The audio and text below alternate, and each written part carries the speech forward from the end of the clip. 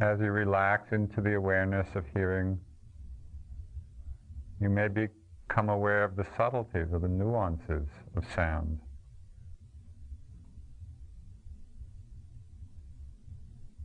No straining, no efforting,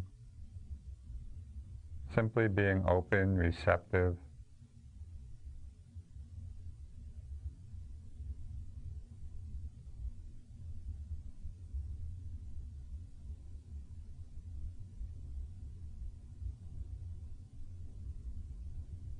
All the sounds are coming and going by themselves.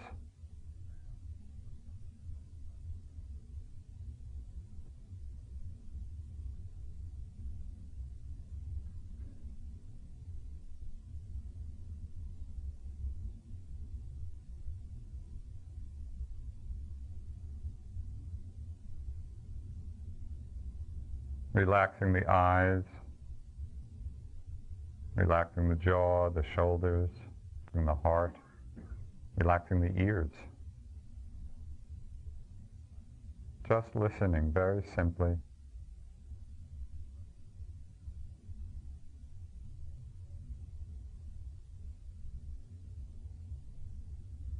And in that space of openness, begin to feel each breath.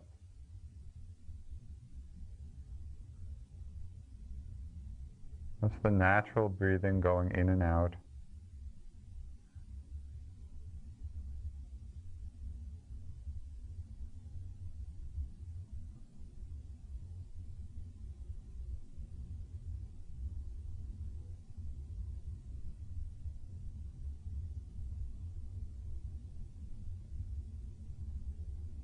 Keeping the same relaxed openness, the breath happens by itself.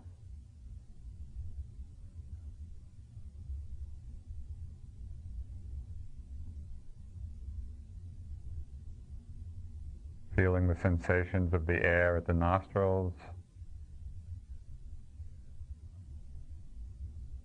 the movement of the chest, the rise and fall of the abdomen.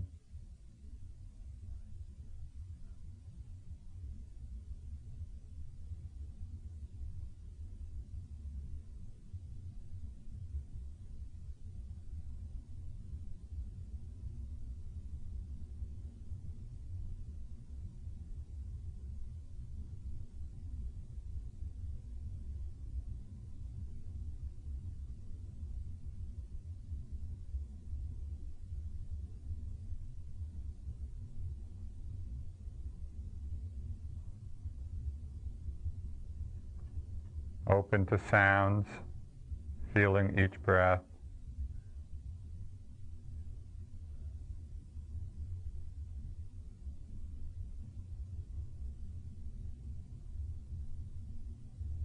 Notice when the mind wanders, when it gets lost in a thought or an image. Simply come back to the body, to the breath, to hearing.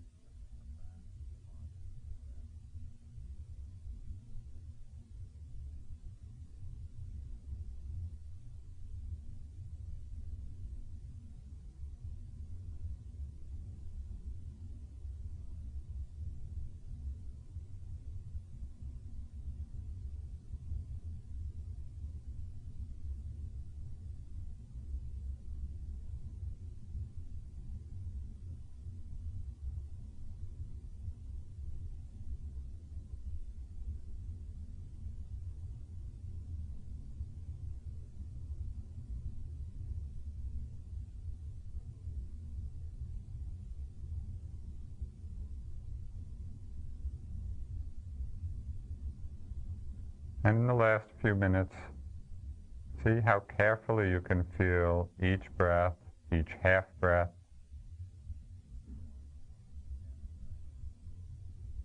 The subtleties of the sensations of the breath.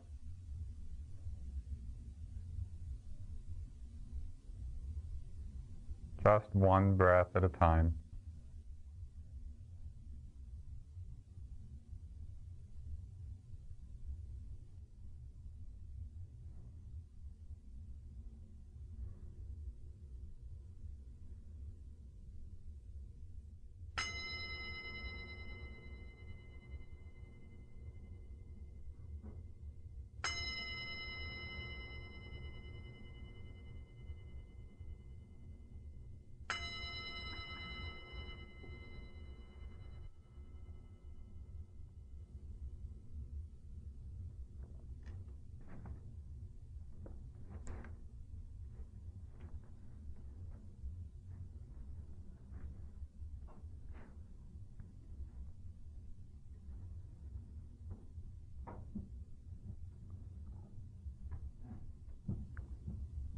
Some quite remarkable things have been happening as Buddhism and the Buddhist teachings have landed and begun to flourish here in this country.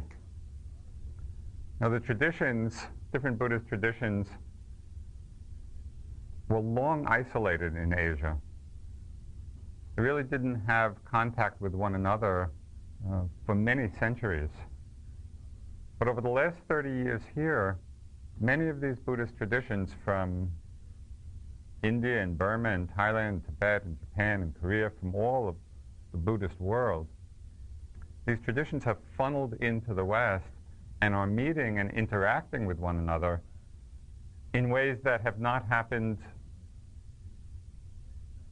maybe since the great Buddhist university at Nalanda in the 7th century. So it's a very interesting phenomenon, and it's a unique one in the whole development of the Buddhist teachings. Now at first, these meetings of traditions, sometimes they weren't always easy. Sometimes there was a lot of confusion. There's now a quite famous story of two great masters, a Korean Zen master, Seung-san, and one of the great Tibetan meditation masters, Kala Rinpoche. And this was in Kala's last incarnation. He has since been reborn. But they met in the early 1970s in Cambridge, Mass. In certain Zen forms, there's this kind of Zen combat where you're really challenging the person you're speaking to and kind of testing their Dharma knowledge. So Seung-san, in speaking with Kala Rinpoche, held up an orange and kind of in good Zen fashion demanded, "What is this?" Expecting some revelation of ultimate truth. And Rinpoche just kind of looked at him a little quizzically, didn't quite understand. And Seung-san again held up the orange and said, "What is this?" And again Rinpoche just shook his head. And a third time this happened. And finally, Kala Rinpoche turned to his translator and said, "Don't they have oranges in Korea?"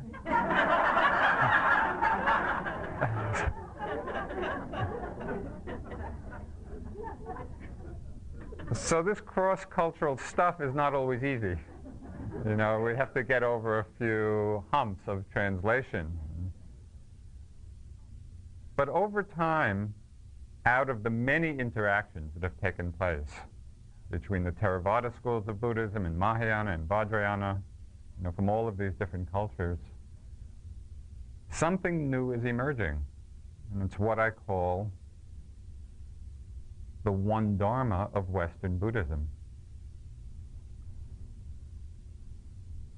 Because in our society, we value investigation.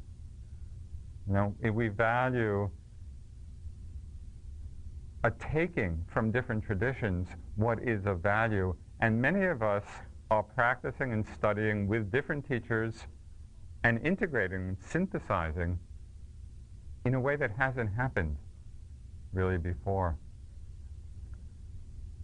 And just as in Asia, when Buddhism developed in these different cultures, each form developed its own unique flavor and quality and characteristic.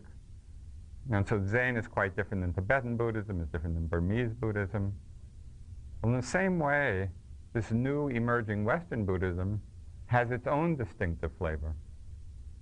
And in my experience over these last years, the flavor that is suffusing this new emerging Buddhism of the West is one of the great American qualities. And that is the quality of pragmatism.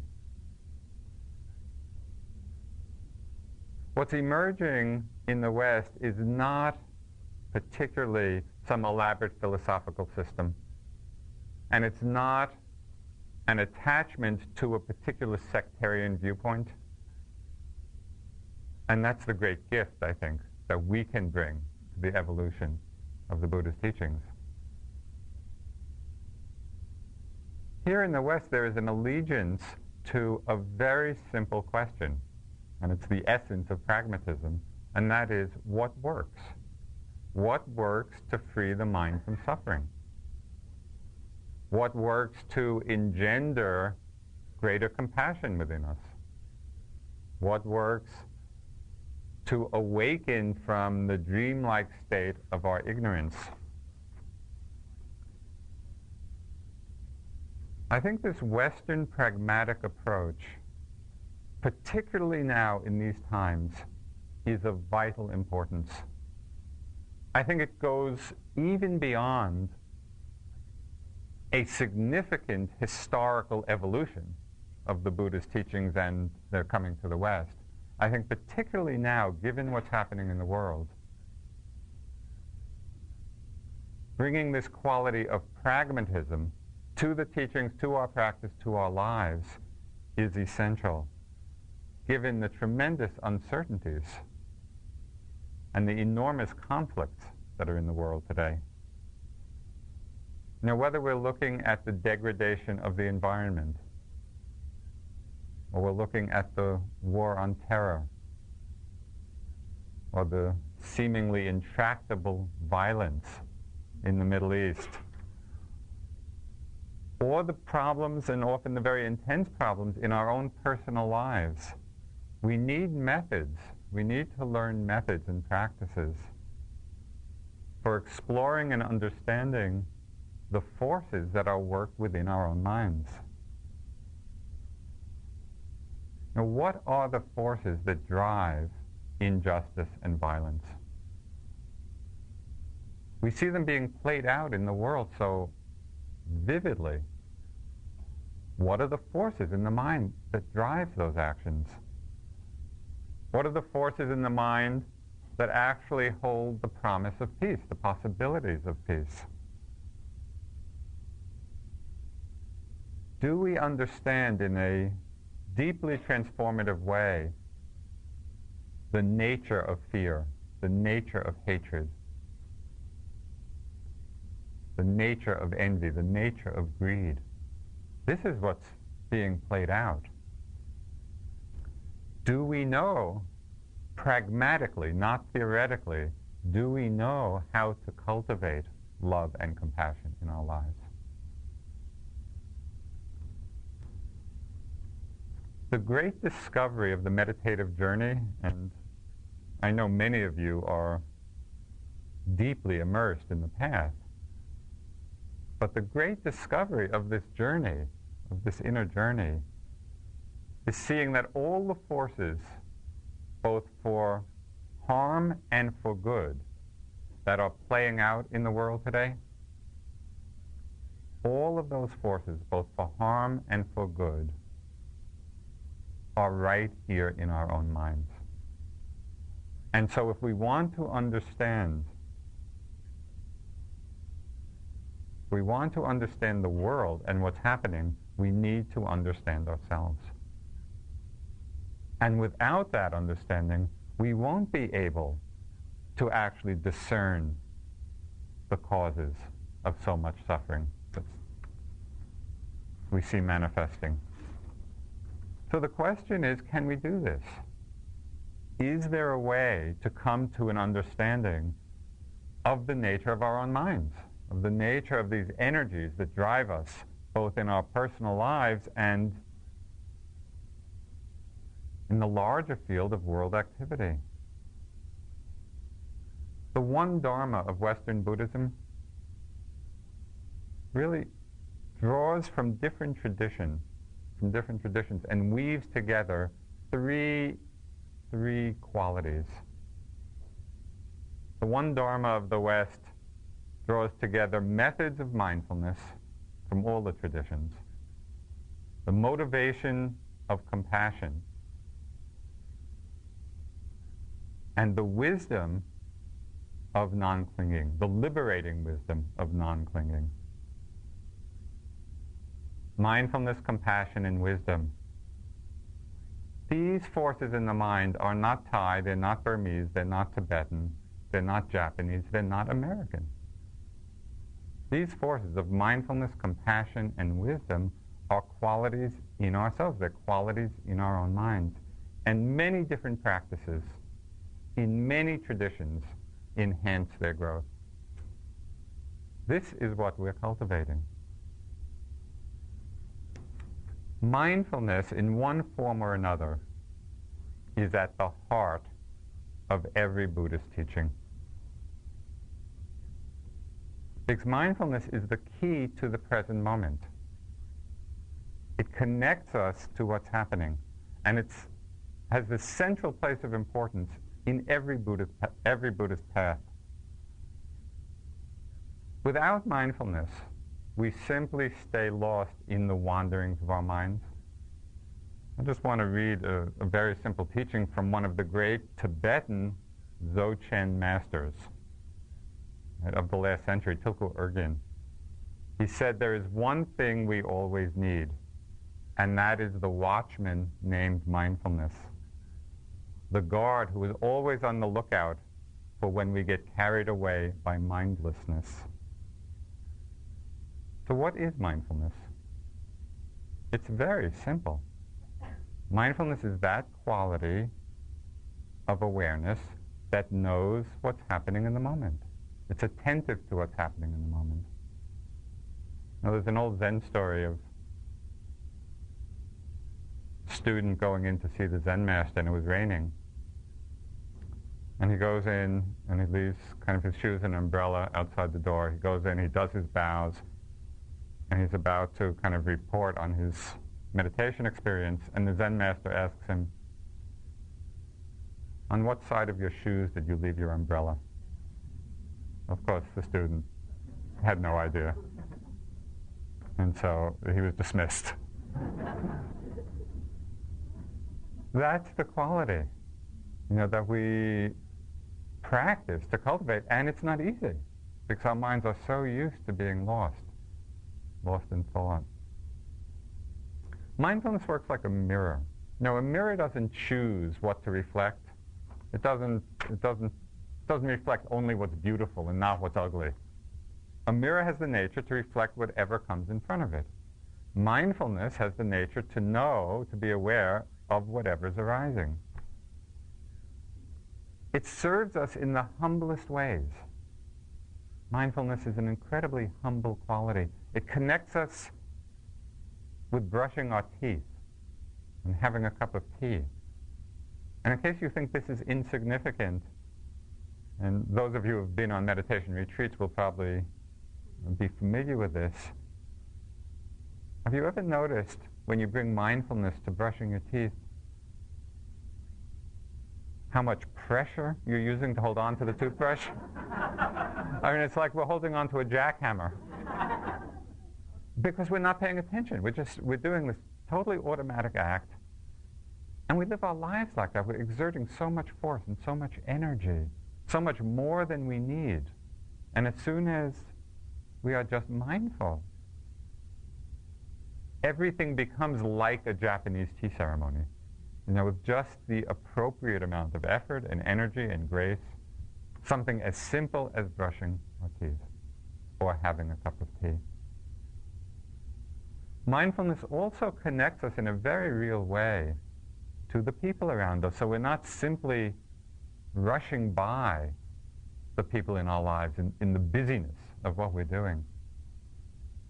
And the Dalai Lama is an exemplar of so much, but he very much exemplifies this quality. There was one beautiful example of this. It was after a conference that was held, I believe it was in Phoenix, or someplace in Arizona. It was in one of the large hotels, and the conference was over, and everybody was leaving. The Dalai Lama was leaving. But before he left, he asked that all the employees of the hotel come down to the lobby and be lined up so he could greet every single employee, and give that moment of attention. Would we ever think to do that? They might be less interested in being greeted by us.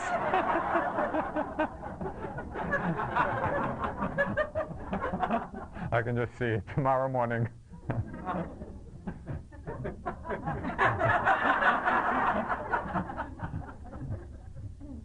But you can imagine the moment. It's just that gift of attention. It's the gift of a complete attention. So mindfulness not only just connects us to our ordinary daily activities so that we begin to engage in them appropriately and with some grace, it connects us to the people around us so that we're actually there in the moment rather than rushing through the moment. And mindfulness also serves the very highest goal of liberation.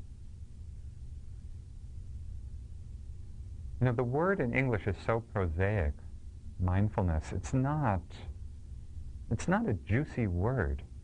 And yet the quality of the mind of being mindful is tremendously powerful. I want to read just 2 lines from the discourse the Buddha gave when he was explaining the practice of mindfulness.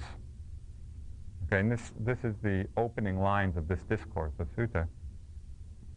He said, this practice of mindfulness, of being attentive in the moment, is the direct path for the purification of beings, for the overcoming of sorrow and lamentation, for the disappearance of pain and grief, for the attainment of the way, for the realization of nirvana, enlightenment. Not bad. From this very humble quality.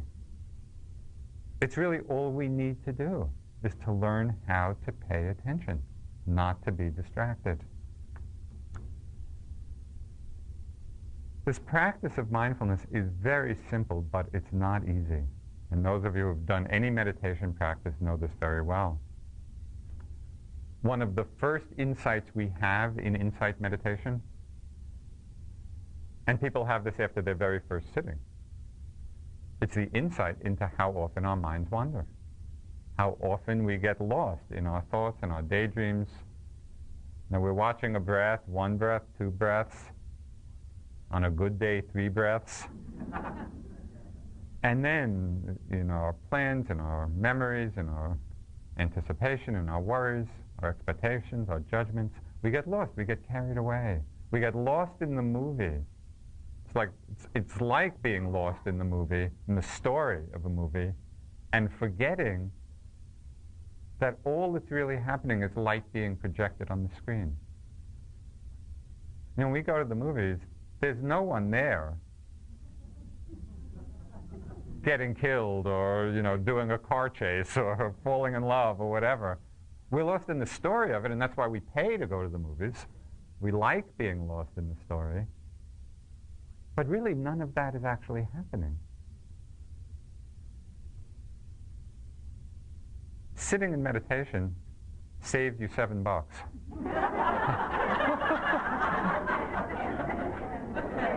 And in Barre, Massachusetts, it's 7. It is just, we get lost in the movies of our minds, and we forget that it's just a mental projection. And what's so amazing is that very often we get lost in things that are not even pleasant. We just chew on all our past hurts and annoyances and irritations. Why? And very often we're lost in things that aren't even true. We can spend a lot of time in anticipation of something that hasn't happened and get all upset about it. Mark Twain captured the moment, this experience, when he said, some of the worst things in my life never happened.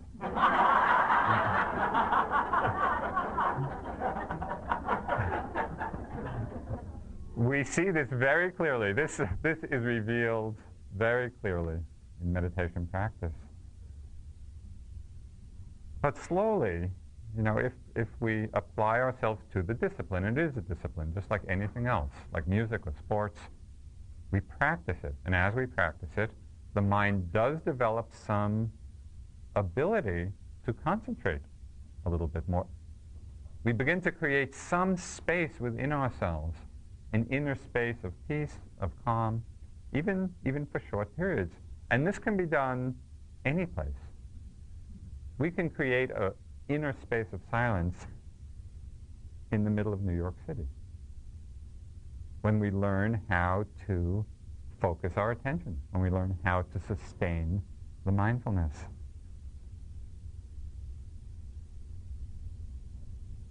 And as we create some space of inner stillness, it then allows for a tremendously interesting investigation. And that is, it allows for the investigation of the nature of thought and emotion. And what's very surprising is that even though we've all had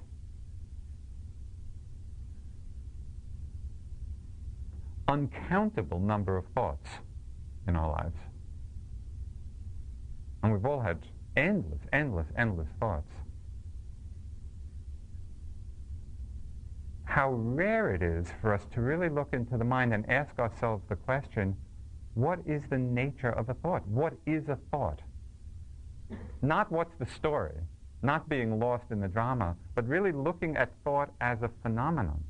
What is this phenomena that drives our lives? And this is what's so amazing to see, that when thoughts are unnoticed, when we're lost in them, when we don't know that we're thinking, they have tremendous power. They are driving our lives. You can be sitting comfortably at home, relaxed, at ease. The thought comes, I think I'd like a pizza. The thought lifts us up, takes us downstairs, go to the phone, however you get pizza. And we're playing out a whole train of actions simply driven by a thought. And it's not, there's nothing wrong with doing that. It just shows, and that's obviously a very trivial example, but it shows the power of thought in our lives. Our actions are born from our thoughts. And mostly we're not aware of that. And so we're just playing out patterns of conditioning.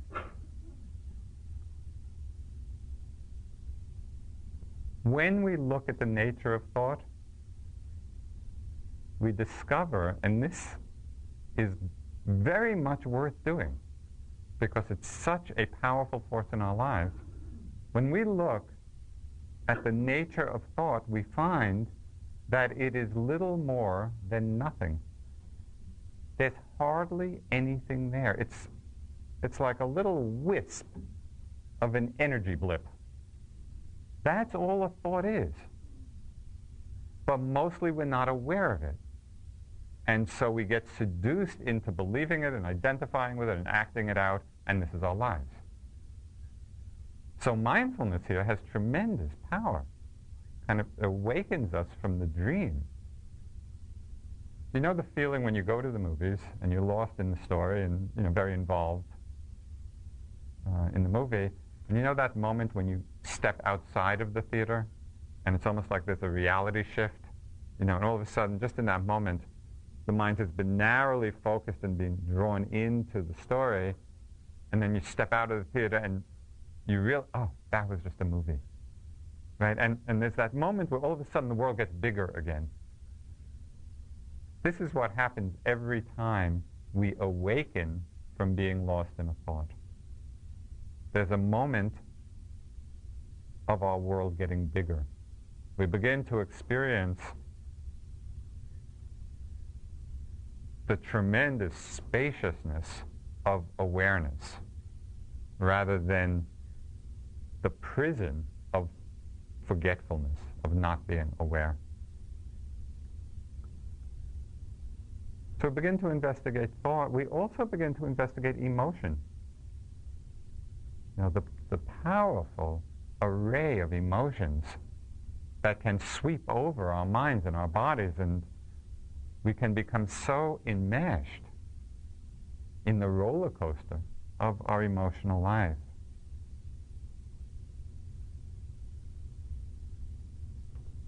Now, it's our investigation of emotion which is the doorway, it's the gateway to understanding the second aspect of One Dharma.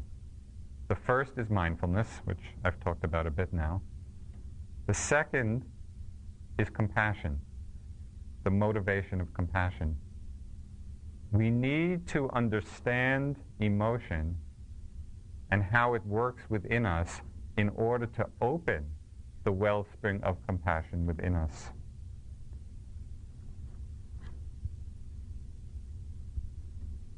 And this happens both on a personal level, in our personal lives, but it relates to what's happening in the world today. And this is what I want to explore together this evening.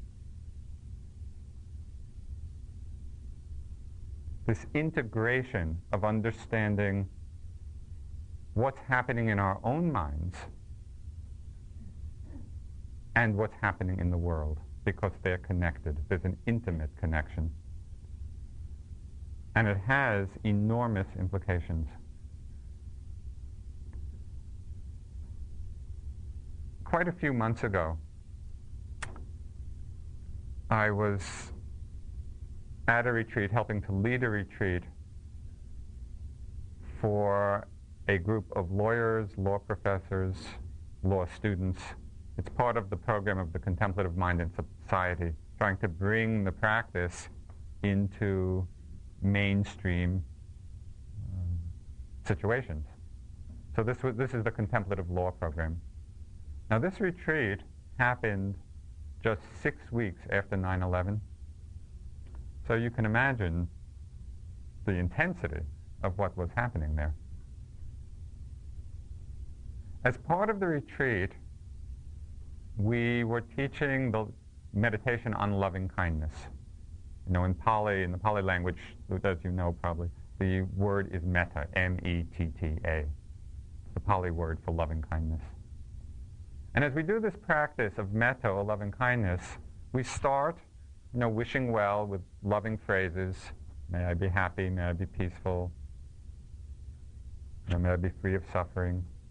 So we start with ourselves, and then we direct it to a benefactor, we direct it to a friend, we direct it to a neutral person, somebody we don't really know, and then to a difficult person, the enemy, and then to all beings. Okay, so this was the end of this retreat. We were doing the loving kindness meditation, and the person leading it suggested the possibility of really extending the loving wishes, the loving kindness, the metta, even to the people who hijacked the planes that flew into the World Trade Center. Some weeks after that, in some email communications, one of the law professors from Columbia, living in New York, he said, I could never send loving wishes to the Al-Qaeda, and moreover, I don't want to. And I was tremendously struck by the openness and the straightforwardness and the honesty of that communication. Especially living in New York and being so intimately aware, of the suffering and devastation. But for me, that statement, I could never send loving kindness to these people, and I don't want to, it raised a lot of very interesting questions. When I read that, I was struck by the honesty of it, and it brought up in my mind some powerful questions. What is our response to violence and injustice?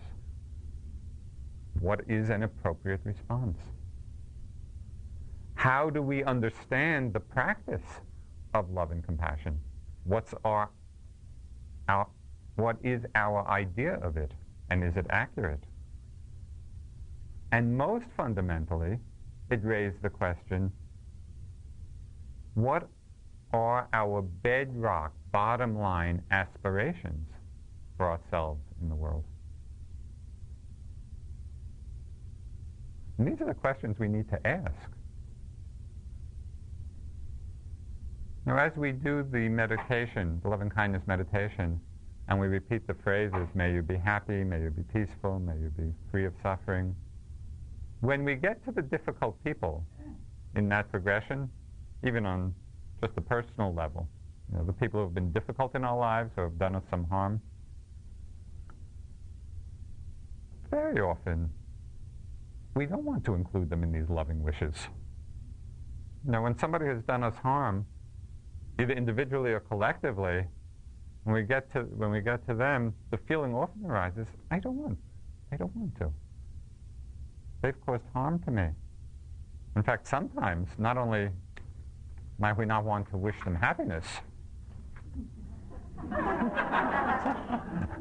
we might want to wish them a little suffering. And certainly after 9/11, this was, I think, a predominant mood in the country. And today also, with all these recent terrorist warnings that have been coming up in these last weeks, a lot of these same feelings may be arising. But right here, I think we're at a very important juncture. It's the critical juncture of contemplative practice, meditative practice, and our life in the world, our life of action in the world. How do we respond to these situations?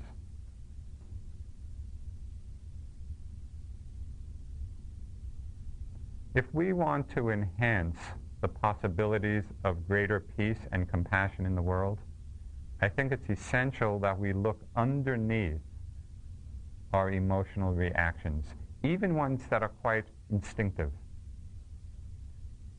We need to explore it deeper, realizing that wise and appropriate responses will only come if we understand the range of motivations, the range of emotions within ourselves. If we don't look underneath, if we just are acting out the impulses, our emotional impulses, it's very unlikely that they will be wise. But looking at the range of our motivations is not easy, because they're often very jumbled. So I'll tell you a story. This is just a little aside about the difficulty of connecting and understanding our emotions and motivations. I was on retreat, and I was reading a Buddhist text, and I came across a story that I thought my friend Sharon Salzberg would like for her new book on faith. Now, just as background to this, you have to realize that among Dharma teachers, a good story is worth a lot. It's like a new story. That's gold. So that was my first thought. I read the story and I thought, oh, this will be great for Sharon's book. And then the very next thought in my mind was, no, I'll keep it for myself. And then the next thought was, no, I'll give her the story, and that way more will come back to me. So I was relying on the law of karma. And then I thought, no, that's just being selfish. So this is the train of thoughts that are going on in my mind. And because I was on retreat, I was actually able to track all of this. And I was just watching my mind do this. And then I thought, oh, that's just being selfish. I'll just give her the story, but I'll tell her what I'm going through. And hoping to kind of inculcate a little debt of gratitude. And finally, not quite disgust and despair, but approaching that, I just asked myself, well, where in the mix of all of this is that moment of just pure generosity, purity of motive? Because I saw so many different motives in myself. And when I looked, I saw that it was there. There actually was a moment of purity of motivation, and it was in the very first moment, the very first thought, oh, I'll give her the story. And I saw that we can always come back to that. Even if we have many mixed motives and feelings, if we're aware, if we're mindful, we can always come back to that place of purity. So at the end of my retreat, I showed her the story, and she didn't even want it.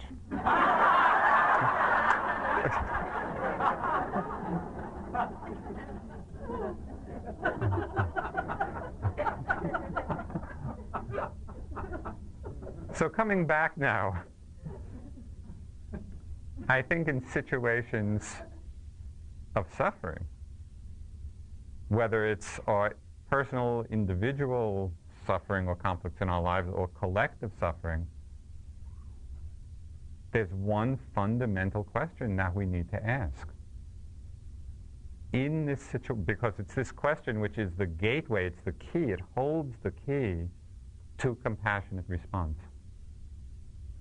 In this situation of suffering, whether it's our own personal stuff or it's some huge collective suffering, the fundamental question to ask is, in this situation, what is it that I most wish? What is my deepest aspiration in this situation?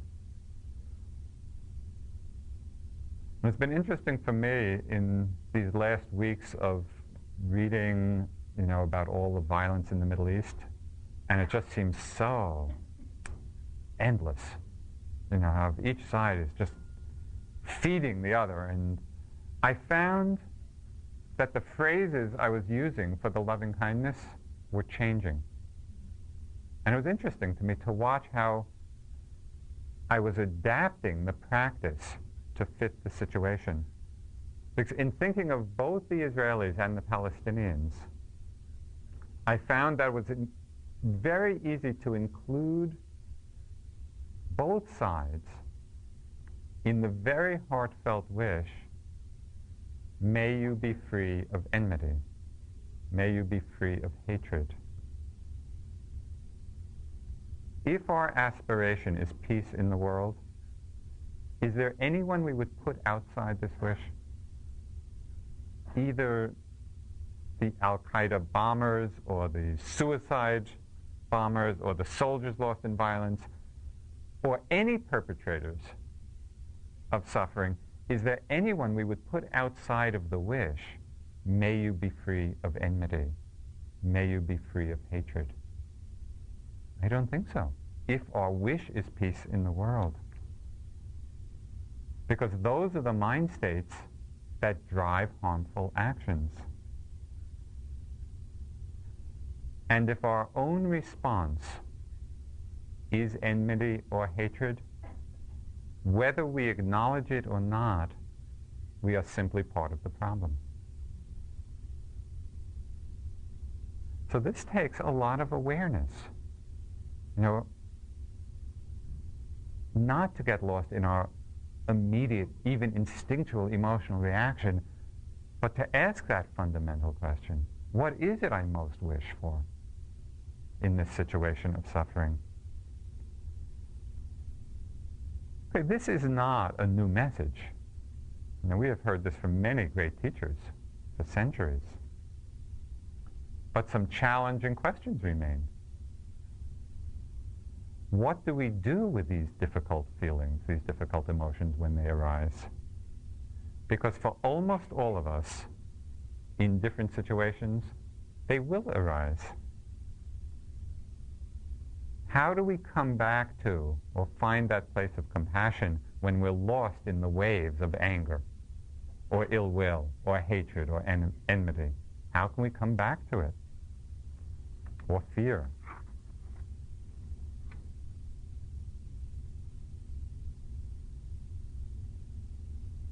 Most importantly, we need to acknowledge that they're there. We need to acknowledge these feelings in ourselves.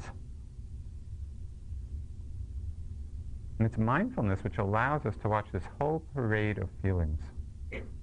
It's fear, ill will, anger. Mindfulness allows us to open to it. I'll share one experience I had, and this was a transforming moment for me in working with fear. And I imagine, given the world situation now, fear is arising at different times for a lot of people. What do we do with it? How do we hold it?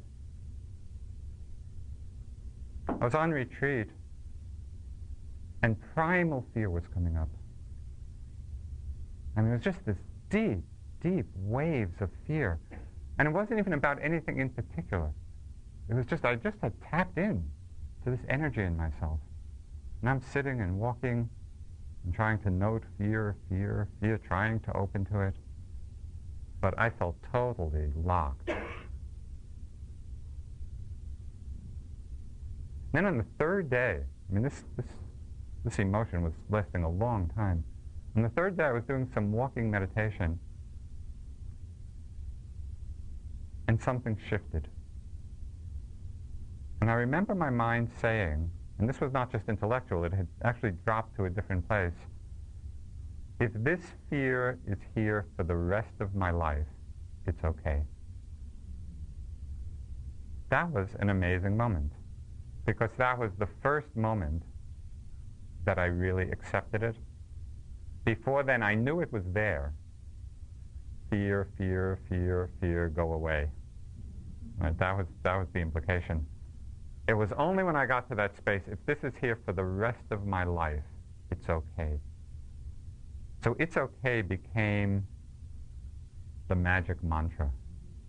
And I offer it to you as part of the cost of admission. As these difficult emotions come up, use the mantra. It's okay. It's okay that we feel it, even though it's difficult.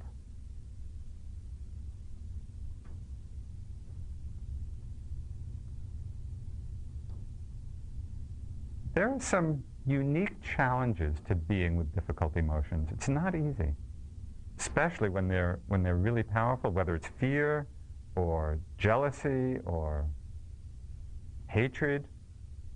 How do we hold it? How can we become mindful of it? There are some particular challenges. Very often we live in denial. You know, we don't like to open to that side of ourselves. I'll share with you one story. This was probably one of the most devastating meditative experiences I had. So, in the spirit of last night, and being with Mark, the therapist, I'll share with you a moment.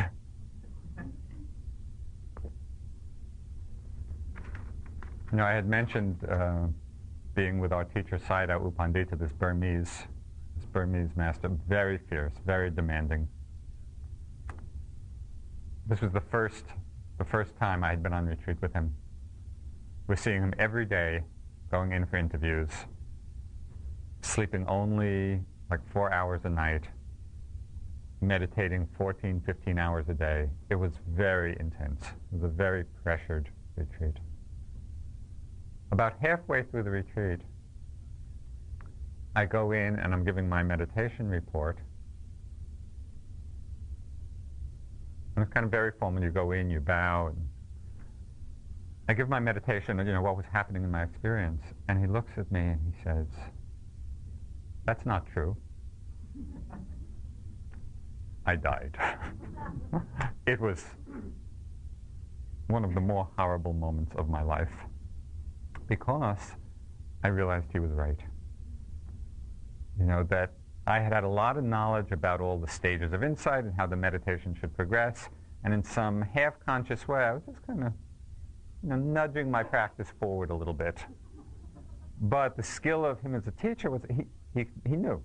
He knew exactly where my practice was and what could be happening and what couldn't be happening, and that's his greatness as a teacher. So I gave this report, and he said, "That's not true." And I felt awful. I mean, I was really devastated, because I realized that here in this situation, where in a million years, I never would have thought that I could have basically lied. I mean, that's what it came down to. And we can call it shading the truth, but basically it was a little lie. I mean, if you had asked me before that, would you ever do that with, you know, the teacher you most respect? Impossible. I would never do that. And so having that pointed out I was devastated. Hugely self-judgmental, and it was a horrible few days. But what came out of that was something quite remarkable, and it was one of the great lessons for me. Finally, when I got over the emotional disturbance, I realized how beneficial it was to realize that my mind actually could do that. Because by becoming aware that it could do it, it opened up the possibility of seeing when it was doing it. As long as I was living in the illusion, I'd never do that. We live in the delusion of not seeing these unwholesome, unskillful patterns. So it's tremendously freeing. Do you see the power? And I've come to appreciate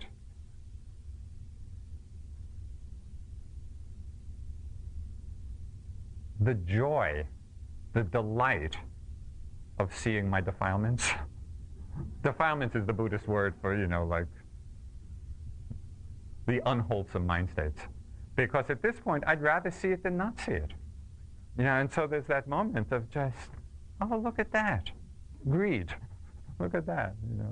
Jealousy, pride, whatever it may be. And there's a freedom in that.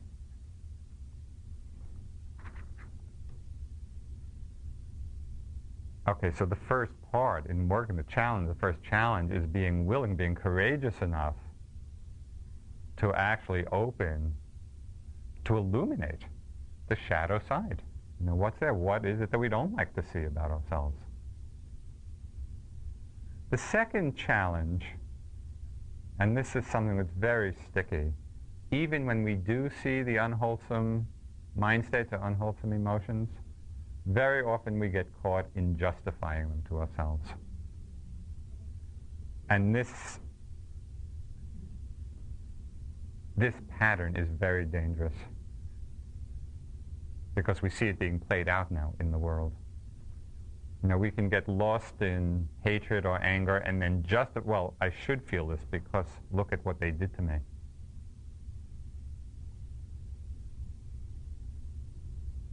All of our emotions are conditioned responses from our family and our education and our background. And hard as it is to believe, the emotions we feel in different situations are not necessarily the reflections of ultimate truth. But we often think they are.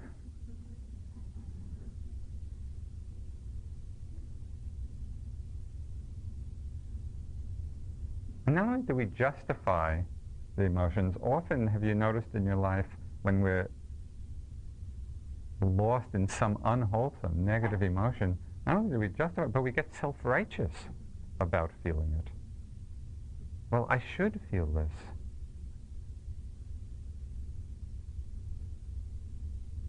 this. This self-righteousness is the shadow side of commitment. We often confuse this self-righteousness about how we feel with commitment to some course of action. But they're two very different things. When you think of the great exemplars of compassion and social justice, like Martin Luther King Jr. or Gandhi or Nelson Mandela or any one of a number of people, there was never the sense of self-righteousness. And the lack of that didn't diminish the passionate dedication to the work they were doing. So we need to separate these two out. It's not a question of whether these unwholesome feelings will arise. The fear, the anger, the ill will, even hatred at times.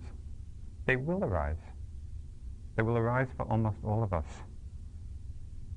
The challenge is whether we can see them, whether we can hold them, whether we can be aware of them with mindfulness so that they arise, we feel them, we see them, and we let them go.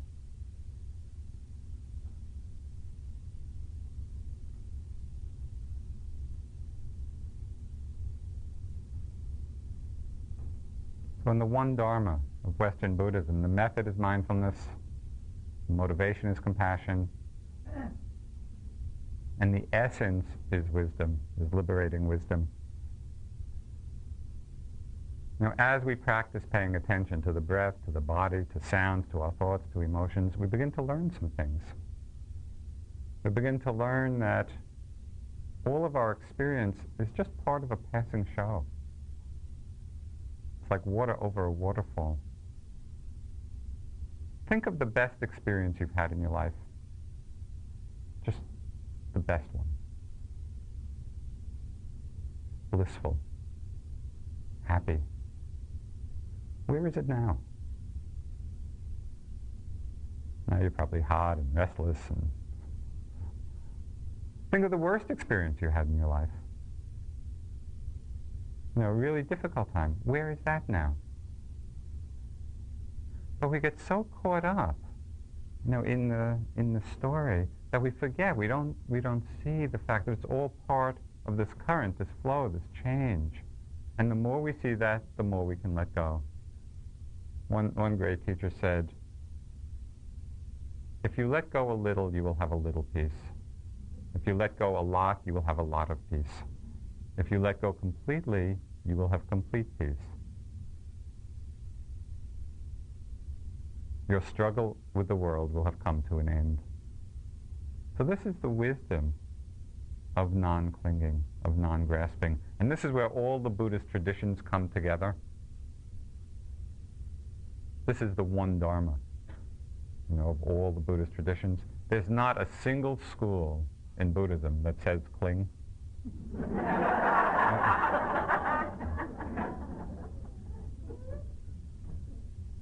But this clinging is so strong within us.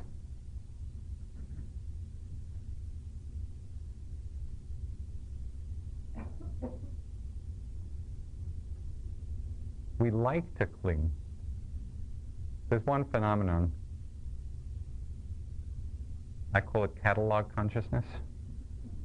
Have you ever noticed opening a catalog and something you might not even be interested in, but you open a catalog and get captured, and you keep turning the pages waiting for something to want?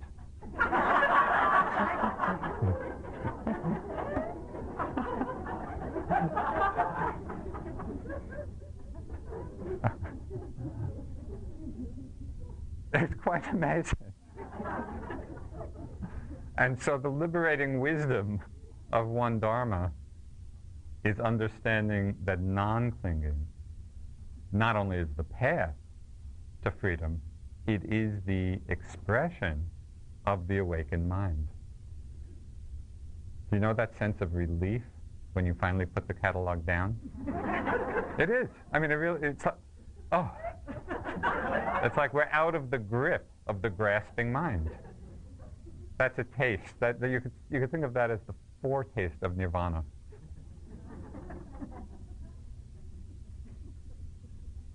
So I'll just close with a few lines of T.S. Eliot, who just expressed the beauty of this wisdom.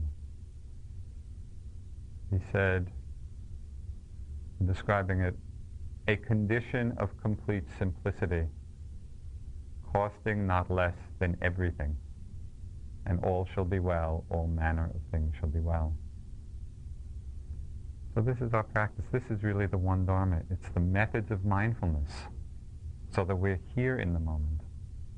It's the motivation of compassion, realizing that really our fundamental aspiration for the world and for ourselves is peace.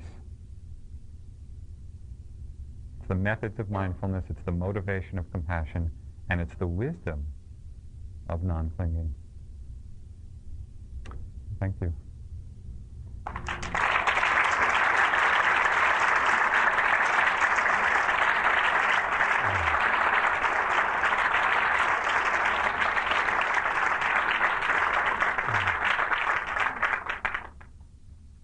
If you have any questions or comments, I'd be glad to try to respond. This was kind of a wide-ranging talk.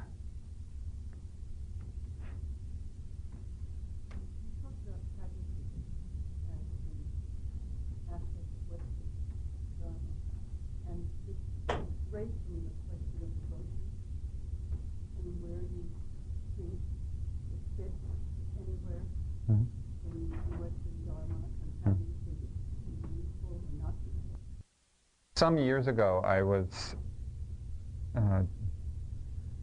giving some lectures at the Harvard Divinity School, and somebody came up to me and asked me about the place of prayer in Buddhism. And at that time, I really had very little experience of prayer, didn't really do it, didn't think much of it. And at least in the Theravada countries of Burma and Thailand and Sri Lanka, what would be called prayer is really, there is chanting, and it's the recitation of the teachings. So that's kind of different than our notion of prayer. So that was my response then, about 1992. Over these last years, as I've studied more with some Tibetan teachers, as well as my Burmese teachers, in Tibetan practice, prayer plays a huge role. And there's this great, wonderful pantheon of Buddhas and Bodhisattvas, and there's a lot of guru devotion, where you pray to your teacher. And so as I was studying with these teachers, I started doing some of these prayers. And I found that they were tremendously enriching.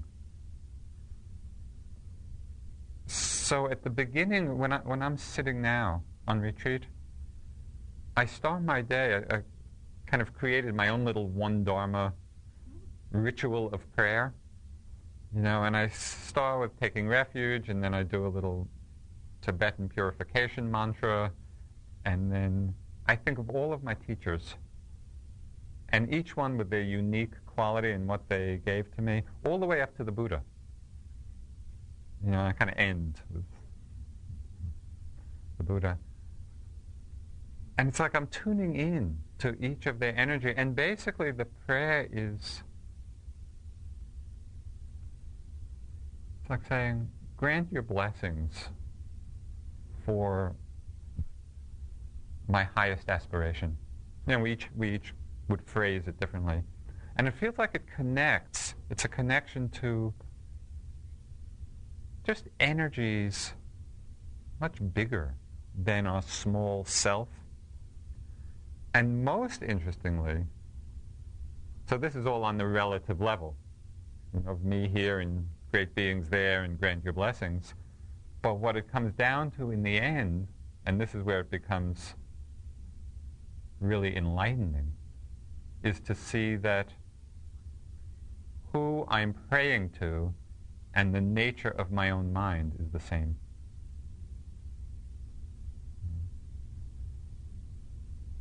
So I think that's how devotion opens to wisdom and becomes a vehicle for wisdom. Mother Teresa, there's a great story about Mother Teresa in prayer. Somebody asked her what she does when she prays to God. And she says, I just listen. And then the interviewer asked her, well, what does God say to you? And she replied, and this is using her language, he just listens.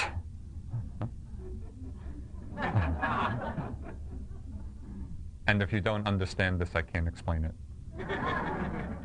And it was just that the image really captured me of just listening to listening. Just the openness of emptiness, or the emptiness of awareness, or that's the space that we come to.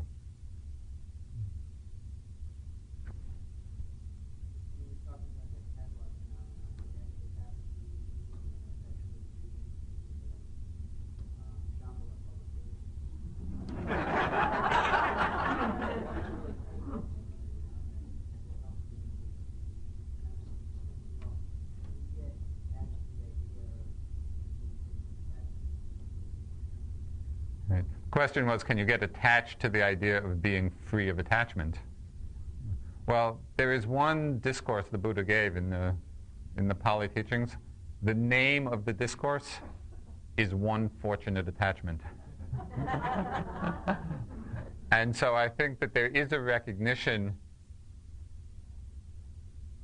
on the relative level of using the motivation for liberation as a vehicle for actually applying the effort.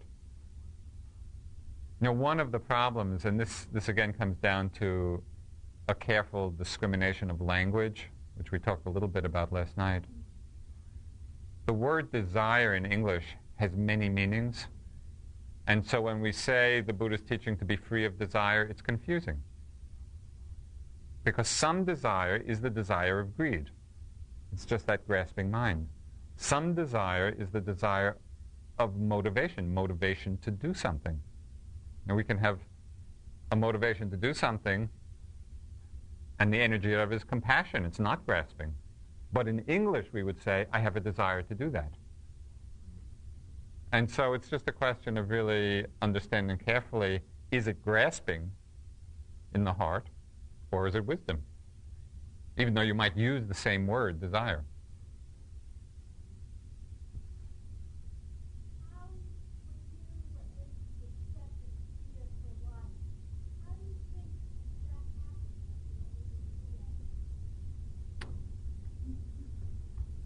Did you hear that in the back?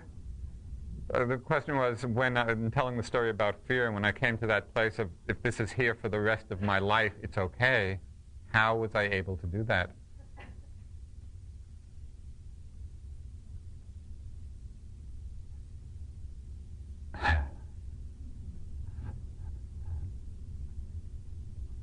I think it was an unconscious pragmatism. Because the not doing it wasn't working. You know, because I had been trying to be mindful, and fear. So I was making this effort, but I was staying locked in it. And, you know, and this is the great beauty of the meditative journey, and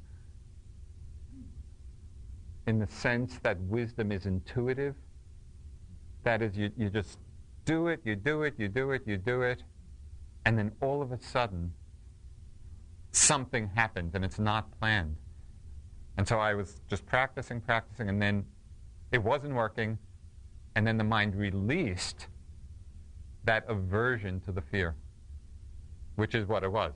And I was wanting to get rid of it. In that moment, if this is here for the rest of my life, it's okay. It came spontaneously out of the practice. And what was amazing in that moment, all of that fear that I had been so locked into, it was like a magic moment. It all washed through. You know, and just felt completely open. And it doesn't mean that fear has not come up again since, but my relationship to it now is very different. I'm not afraid of the fear.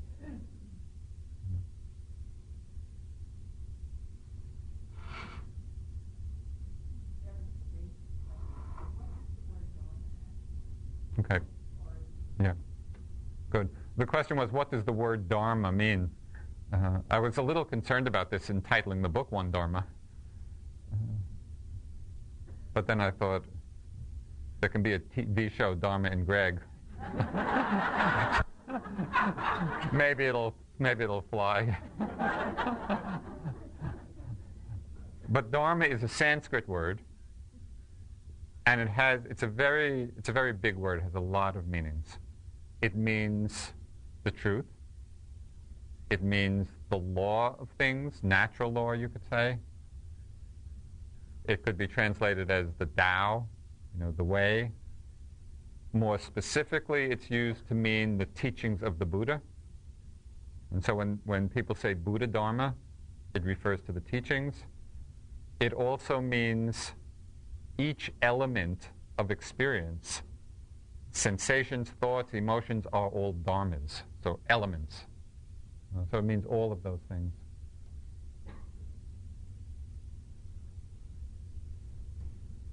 I asked this in great respect, knowing that I probably never have a chance to ask you. I'm on the lawyer's side. And I could get through all of the wishing kindness to people who have injured me.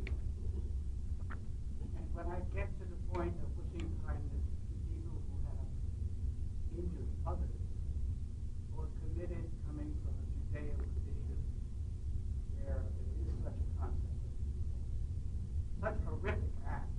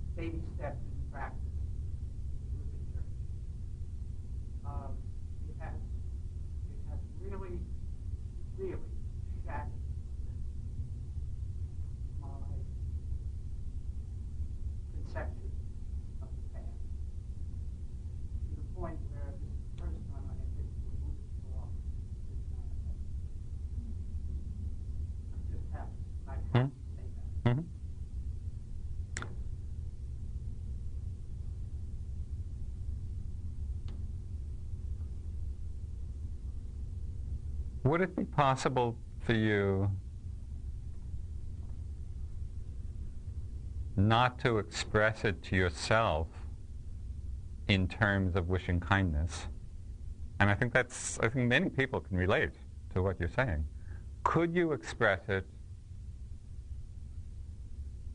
or express the wish, may you be free, in the word you use, may you be free of evil?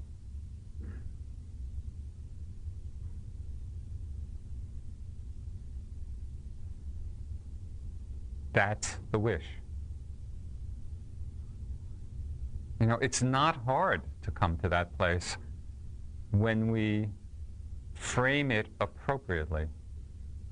But very often we hear some words like loving kindness or loving wishes, and if we don't delve a little bit deeper, we come to that problem. I could never do that.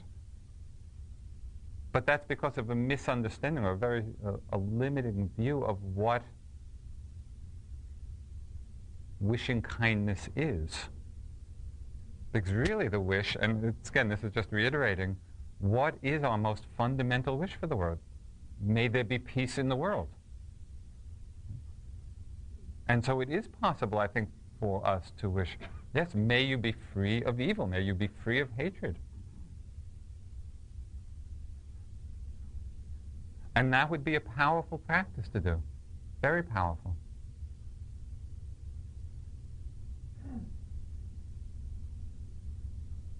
And this particularly, I was thinking of, I had another whole talk planned. And it was really more about One Dharma and the different Buddhist traditions coming together. But particularly, I thought in coming to New York, I just felt that there are some important issues, particularly here. They're important for everybody, of course. But it just felt like this is a very important thing to begin to unpack so that we don't stay locked into, as I said, perhaps instinctual emotional reactions when there's a possibility of understanding things in a more fundamental way. Yeah. And it's an exploration.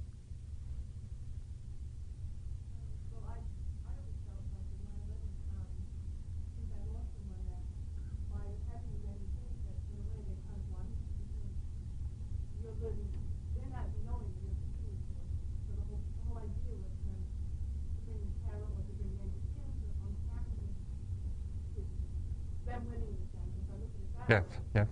And I'm thinking, myself, I haven't thought, it kind of makes like a game of it, that, they don't know what's going on, because it's not, whoever not done it, was really hard. Then I was thinking about what I heard you say, what kind of helping that. Not to let angry people, yes. They go home to do angry things to other people. They're not really thinking, how they're affected, the whole idea is to get angry. Yes. Yes. Yeah. I mean, I think that in situations that are so charged, and this must be happening in the Middle East now hugely as well. And it really points also, I think, to, this is maybe getting outside of my purview, but it just feels so important to me, the need for wise leadership. Because we just see how unwise leadership just creates so much suffering in the world. And where does wise leadership come from? It comes from people understanding their own minds. So that's why when people think you go off to a meditation retreat, oh, you're escaping from the world, that is not what it's about at all. It's really about seeing the world in ourselves, and coming to that place of wisdom, and out of that pool of wisdom, hopefully wise leadership will emerge. But we have to do the work. And that's really what this is about. Meditation is not a hobby. It's not. It's much more vital. And I think in these days it's vital to the survival of the planet. We need to understand the nature of the mind and the forces that create suffering and the forces that can bring about peace. And what you expressed is beautiful. We need to be able to let go of the hatred, or else that's what we're giving to the world. And in different situations, it may be difficult. It's not always easy, but there is a way. Thank you. Could you elaborate changes or transformation that happen to people as a result of mindfulness practice? I'm asking how people are transformed or changed. Are there any people Right. or The question was if I could talk about how people are changed or transformed through meditation practice.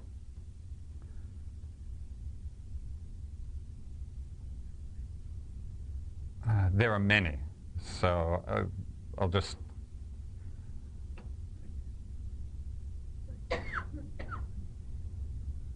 Basically, we first see and then learn how not to be lost in patterns that cause suffering. That's the biggest transformation. So I'll just give you an example of that. One time on retreat, and this is a common, I think, for many people who do meditation, I was just sitting in the cafeteria, the dining room of our center, and I was pretending to be mindful, but I was really watching everybody. And not only watching everybody, having a judging thought about everybody. And just the most ridiculous things. I didn't like what they wore, or they took too much food, or they took too little food, or whatever. So I'm just sitting there and watching my mind. And at a certain point, I just started to laugh. I started to laugh at my own mind because it was so completely ridiculous. And so I evolved two techniques for working with the judging mind. One is I started counting them. So judging 1, judging 2, judging 10,000. And what I did is exactly what you just did. One just starts to get amused by the mind. And the other technique I used was, to every judgment that came up, I tacked on the thought, the sky is blue. Because if the thought, the sky is blue, comes into my mind, I don't get carried away by it. It's just a neutral thought. Well, the judging thought, in essence, is no different. It's just a thought. It's just words in the mind. If we don't buy into it, if we don't believe it, and most importantly, if we don't judge ourselves for having it, that person's wearing ugly clothes. The sky is blue. So that's just an example of unhooking from a pattern, and it's so freeing. We do not have to be enslaved by the patterns of our thoughts. That's tremendously freeing.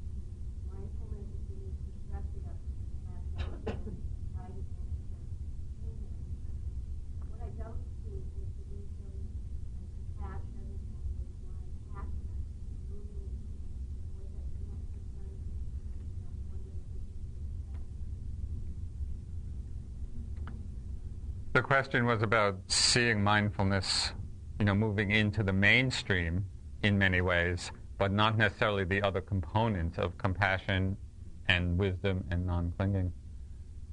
I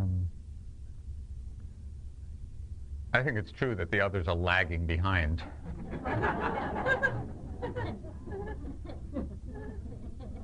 But I also think that they will get pulled along because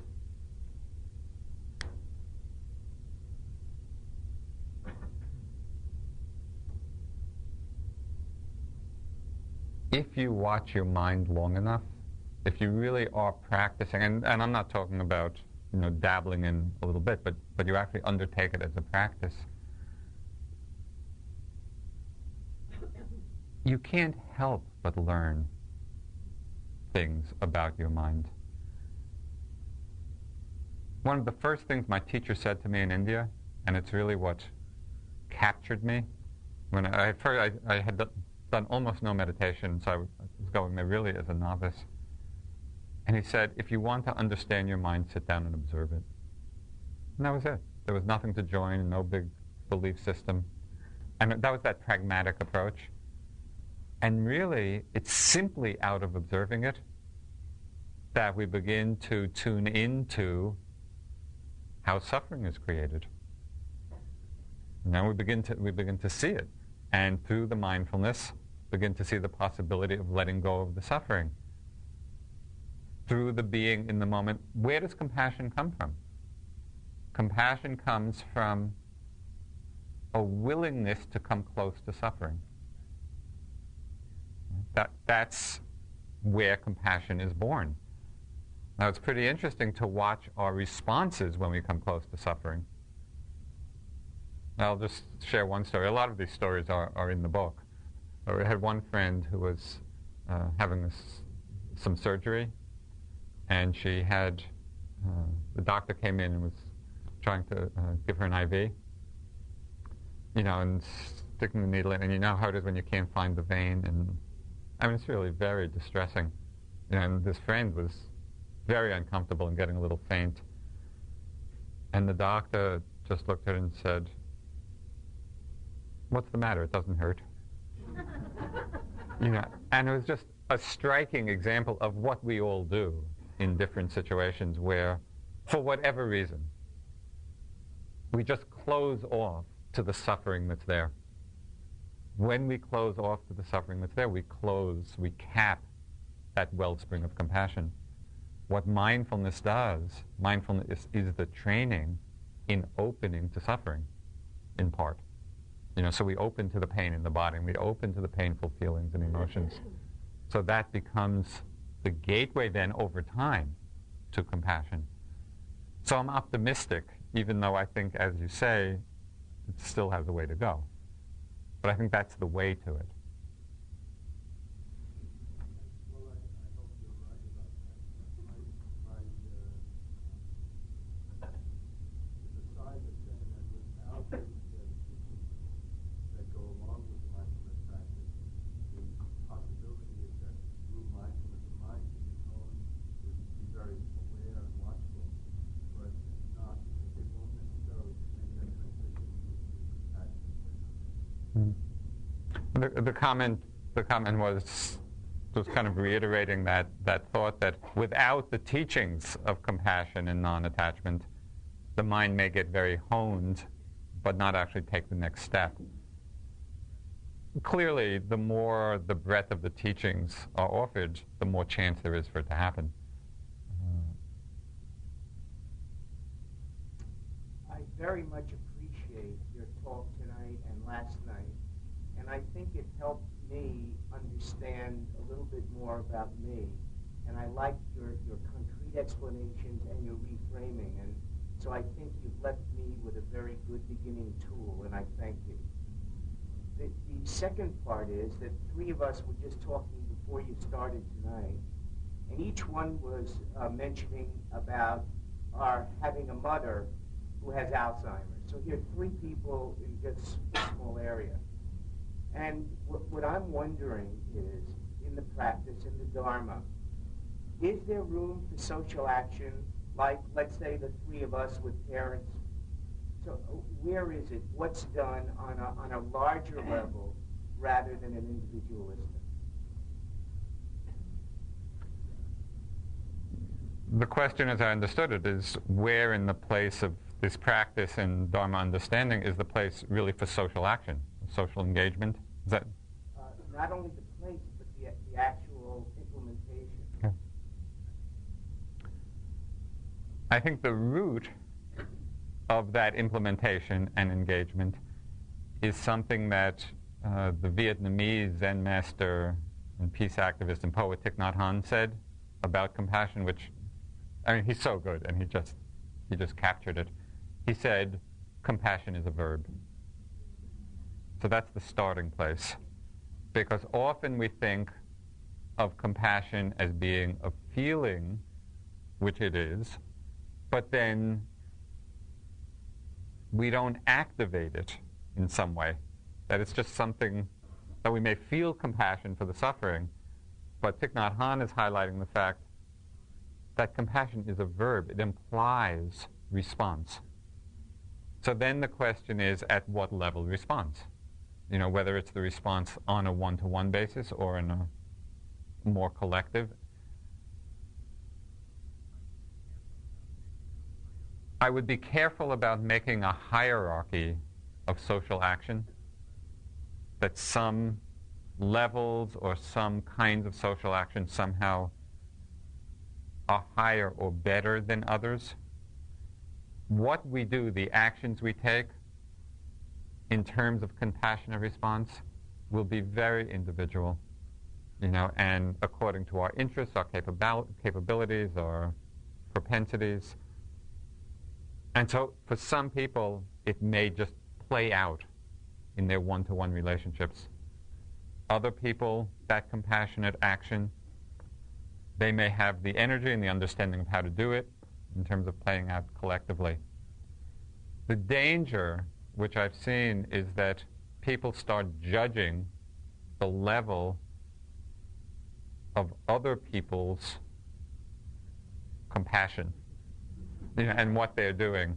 And sort of activists think that meditators, you know, are just wasting their time, and why aren't they more out in the world? And meditators thinking, oh, the activists, they really ought to sit down and just watch their minds a little bit. That goes no place. We have to take a very big picture. You know, if we looked at the Buddha in his previous lives, and maybe in one whole life he was a hermit in a cave, and we just looked at that one little slice of his unfolding, we think, boy, that guy's not doing anything for anybody. But if we could see that as part of a much bigger unfolding, then we see, yeah, that life in the cave ended up serving countless beings.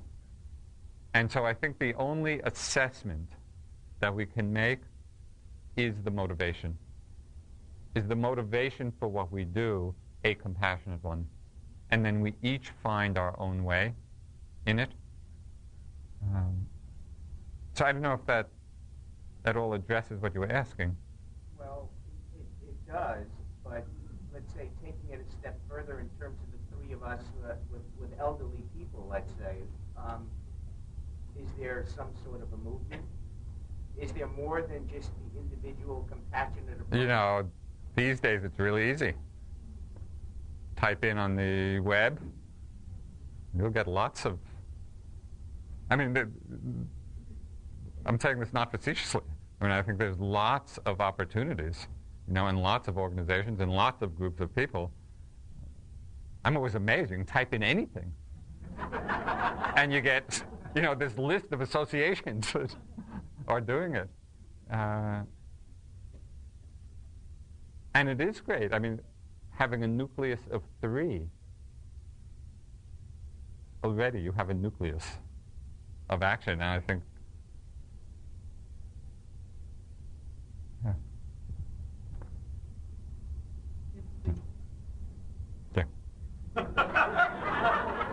Red hat.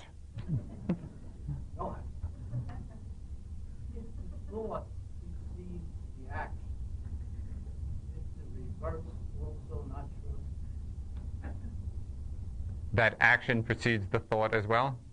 Action now will produce the thought. Question was, if thought precedes actions, isn't it also true that thoughts come out of actions? I think it is. I think modify one's thoughts with action. Yeah, I mean, I don't want to get too minute in this, but action always is initiated by some impulse in the mind. Without some impulse in the mind, a corpse doesn't do anything because there's no mind there. So it's the mind which is initiating, but then the action itself will produce its own train of thoughts, which will produce more actions. So I think that's right. Yeah. Yeah. I'm not sure how to pose the question, but I have an inquiry maybe. I feel like this word compassionate and loving kindness, and I have these feelings, I feel compassion for other people. I tend to know this more than anything, and I seem to feel less compassion for myself than I often do for people around me. And I was wondering if you could talk about that at all, or if you have anything to say about that. I wonder about that, and the idea of compassionate action, how one can also not only extend it outwards, but inward. I talk about that in the book. Oh, boy. I'm not saying a word.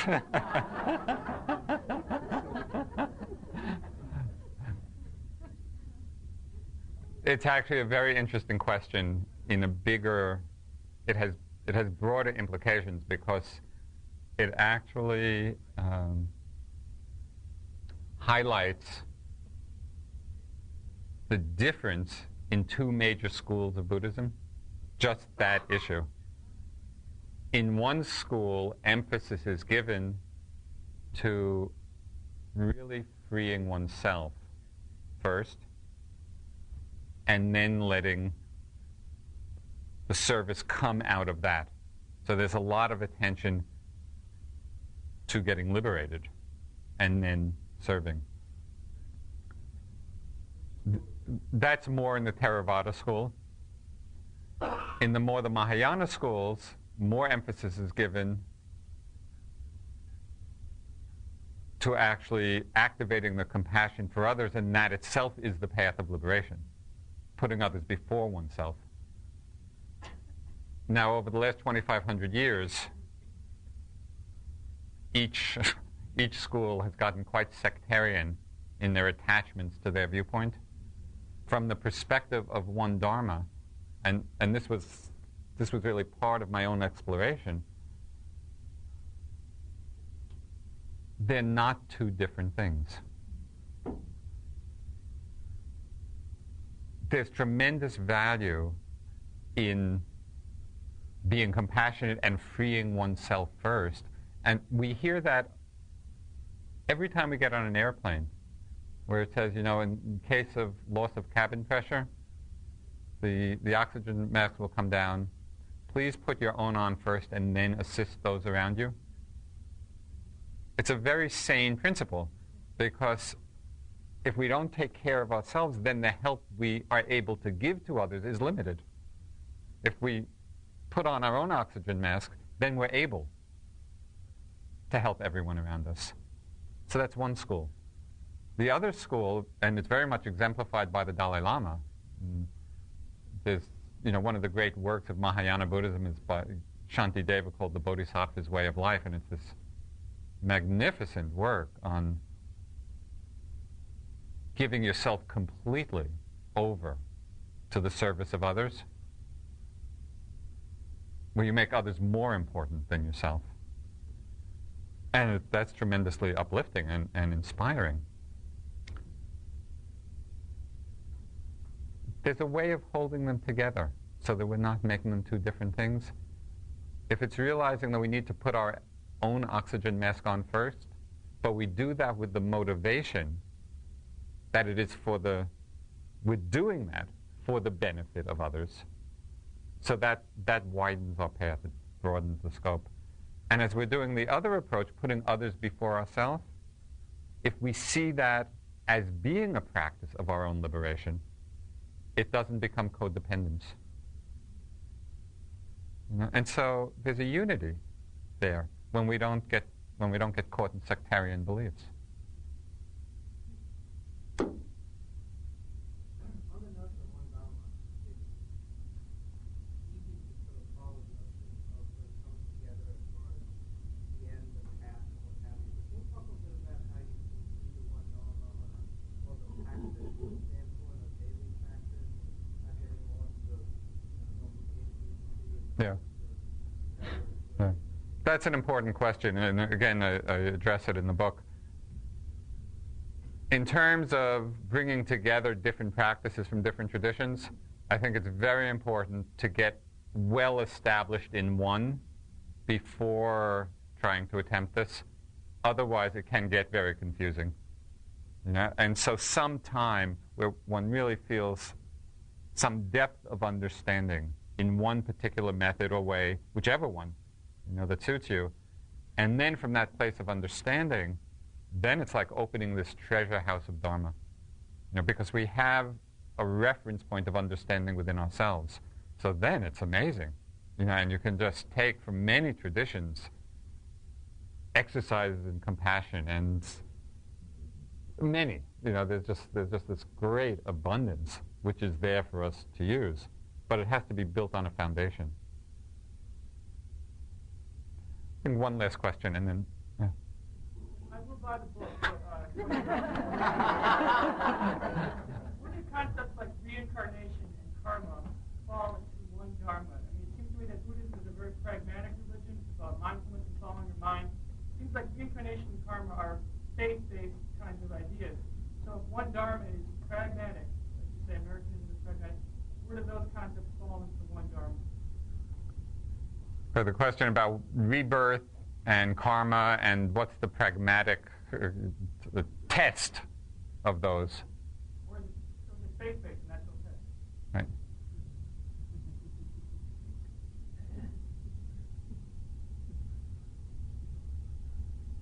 When I first started my practice, I was in the Peace Corps in Thailand, and I first got introduced, and then I came back to the States, realized I needed a teacher, went back to Asia. I went to India, and that's where I met my first teacher.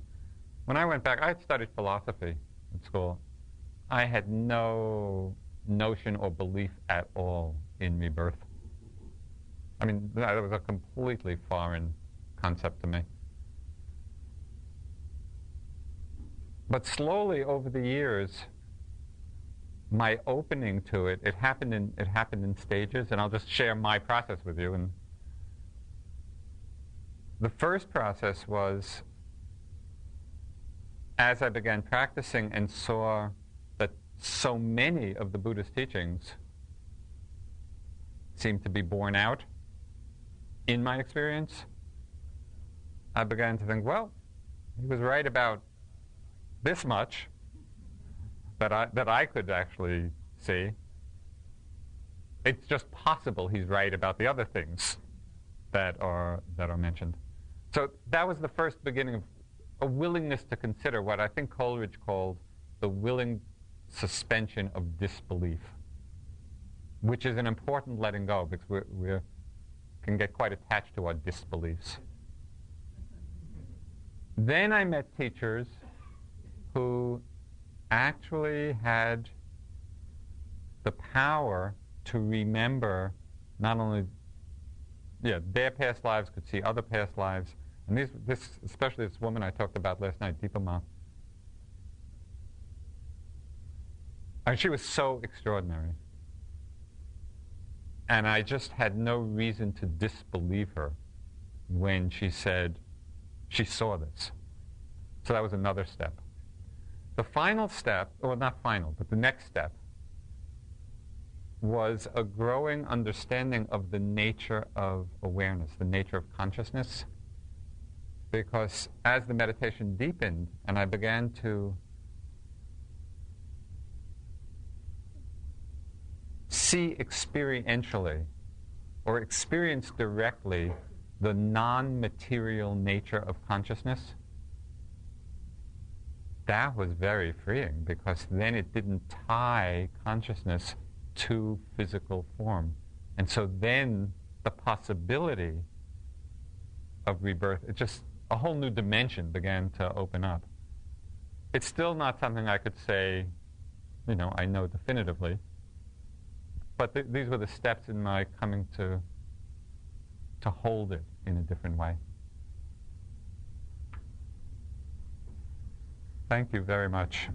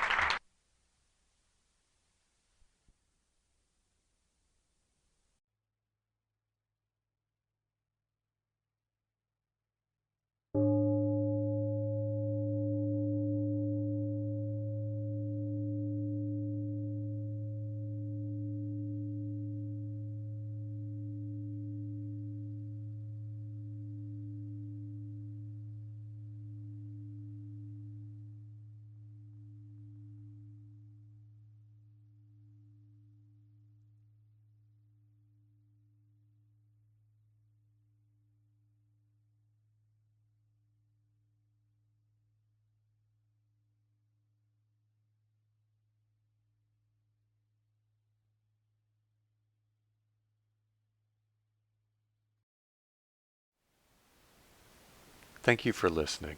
To learn how you can support the teachers and Dharma Seed, please visit dharmaseed.org/donate.